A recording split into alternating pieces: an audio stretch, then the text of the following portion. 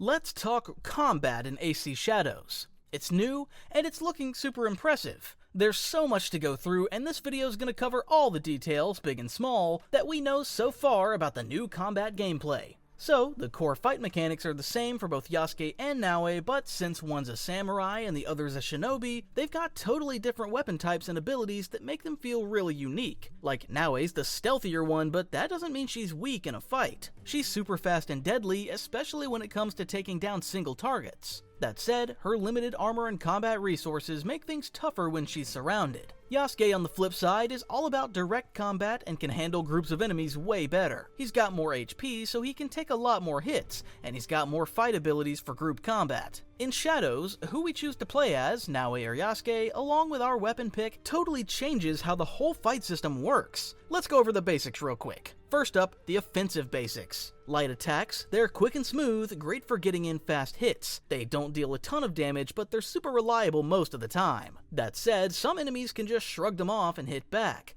Then there are heavy attacks. These deal more damage than light attacks and are great for staggering enemies or creating space during fights. Here's something new that's really cool: posture attacks. These are stronger, charged up versions of normal attacks, both light and heavy. We just hold the attack button to charge them, and when we let go, they hit harder and instantly break through enemy guards. It's even possible to hold the charge for as long as we want, which gives us time to adjust our position or switch targets. Light posture attacks charge up faster, but heavy ones do way more damage. However, we've got to stay alert while charging. Enemies are smart enough to figure out what's happening and will try to interrupt. Yasuke can charge posture attacks at any point in the combo, which is just awesome. Naoe, though, can only charge her very first attack in a sequence. Mixing posture attacks with regular light and heavy hits lets us pull off different types of complex combos. If you're into landing combos like I am, this is seriously awesome. Plus, it might even fix the button mashing thing that some people didn't like about the older AC RPGs. That said, there's one thing that feels a bit off.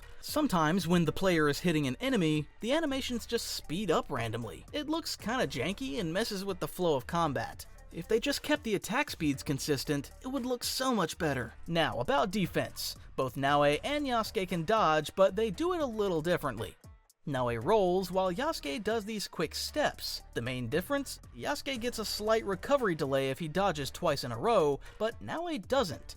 And if we time our dodges perfectly, enemies can be put into a vulnerable state, giving us a small window to deal massive damage. Then there are parries and deflections. Yasuke does parries. If timed right, the enemy gets knocked back, giving us a chance to counter. Oh, and did you notice the sparks when he parries? They hit the ground and hang around for a sec. It looks so good. Naoe, on the other hand, deflects. When timed properly, she pivots to the side, deflecting the attack. It's great for hitting the enemy's side, but it leaves her open to nearby enemies. Both moves need good timing, but Yasuke's style is more about holding his ground, while Naoe's is all about agility. There's also blocking, but only Yasuke can do it. He uses his weapon to block attacks, including projectiles like arrows and kunai. However, unstoppable attacks, the ones with that red glint on the enemy's weapon, will break right through his block. Those hits are crazy strong, so dodging is the way to go. If we try to block, parry, or deflect, the hits weaken a little, but it'll still break the guard and leave us open to follow-up hits. Perfectly dodging these attacks, though, puts the enemy in a vulnerable state, giving us a shot at a big counter. Skills and abilities are back too, and we'll be unlocking more as we progress. Some are active abilities, the ones we use mid-fight.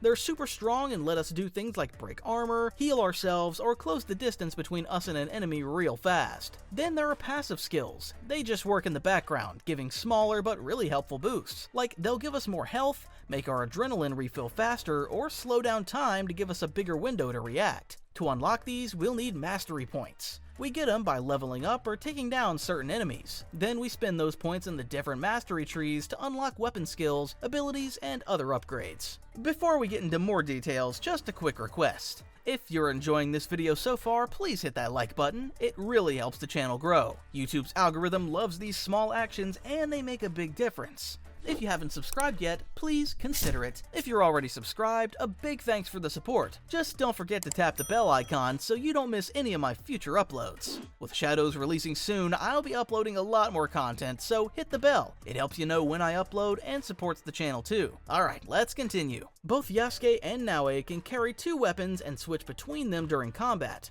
Yasuke has a link attack ability that lets him swap weapons mid-combo. This allows us to chain attacks and abilities together in one smooth flow. He also has unique samurai moves like the sheathed posture attack, where he charges up an attack while his katana's still in its sheath. It looks super clean, and if we time it perfectly, it catches most enemies completely off guard. And can we take a moment to talk about how good this game looks? The trees swaying, leaves flying everywhere, it's just gorgeous. It really sets the mood and adds so much drama and tension to the fights. Each protagonist has their own unique lineup of weapons, and each one has its own set of abilities. Naoe's weapons are all about stealth and speed. She's got this katana that's super balanced. It's fast, does decent damage, and even has good defense. If timed right, it can stagger enemies, allowing us to follow up with posture attacks. Plus, the katana has this super cool ability to assassinate enemies through shoji doors. Seriously, how awesome is that? One thing I noticed though is that the animations could use a bit more polish. There's this moment mid-combo where the enemy kinda freezes and doesn't react to hits. It's really brief, but it's just enough to make the combat feel a little less smooth. The Kusarigama is great for crowd control. It has a long-reaching ball and chain for keeping enemies at a distance, plus a scythe for close-range damage. It can even be used to rush assassinate enemies from up to 10 meters away. The Kusarigama finisher is intense. Naoe slams an enemy to the ground, then follows up with 2 quick scythe strikes to the chest. It totally reminds us of Connor's tomahawk finisher, but this one looks even more brutal.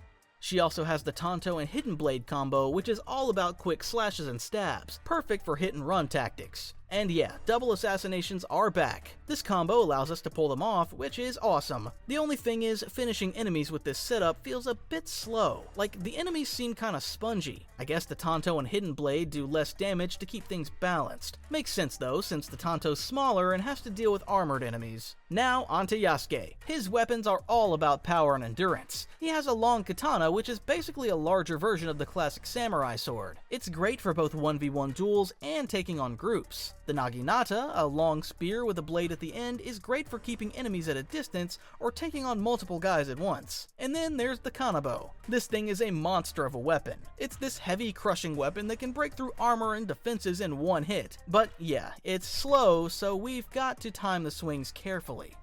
For ranged combat, Yasuke's got 2 solid options, the Yumi bow and the Teppo rifle. The bow's awesome for stealth and precision, and we can switch between different arrow types depending on the situation. The Teppo rifle is super powerful. It's great for piercing armor and has way more range than the bow, but it's slower to fire and reload. It's perfect as a high damage opener if we're cool with getting spotted.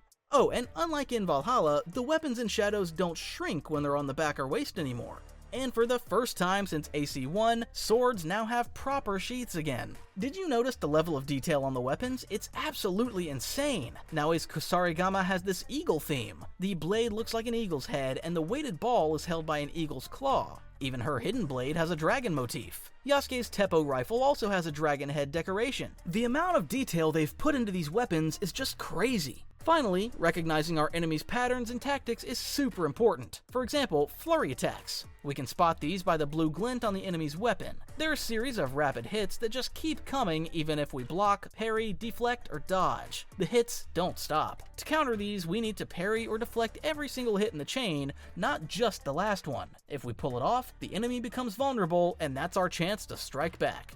There's plenty of blood spraying around during fights, but man, it'd be awesome if the game had dismemberment. Just picture how insane those finishers and combos would look if that was a thing.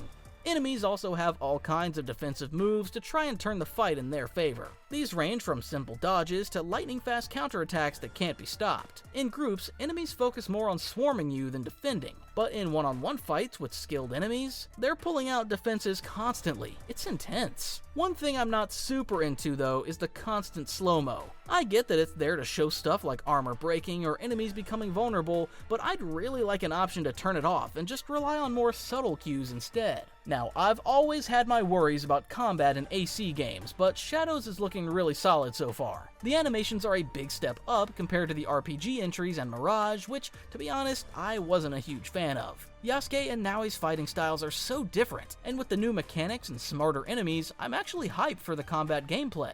Thanks for watching, and I'll see you in the next one.